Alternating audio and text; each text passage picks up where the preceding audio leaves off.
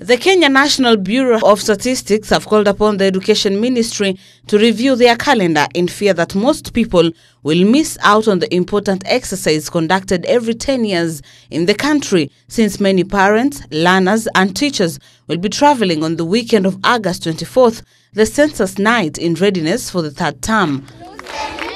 The Bureau has written to Cabinet Secretary George Magoha asking him to consider changing the opening date from August 27th to September 2nd, since the enumeration runs for 1 week. The Director General of the Bureau, Zachary Mwangi, said having the two major events at the same time will greatly affect the final data, as many will not only miss out but also cases of double entries may be higher.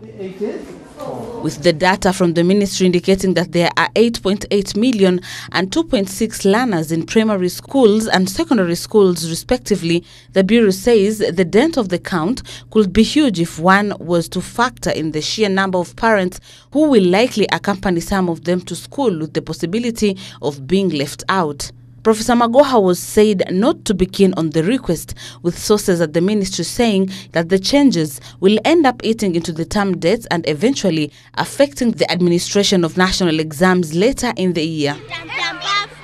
The data collection is expected to continue for a period of 7 days till the end of August 31st, and that all the information provided will be in reference to the night of August 24th and 25th.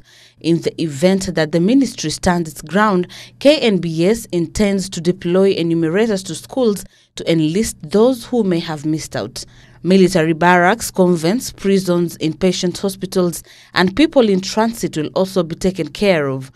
Enumerators will equally be posted at bus stops and social joints.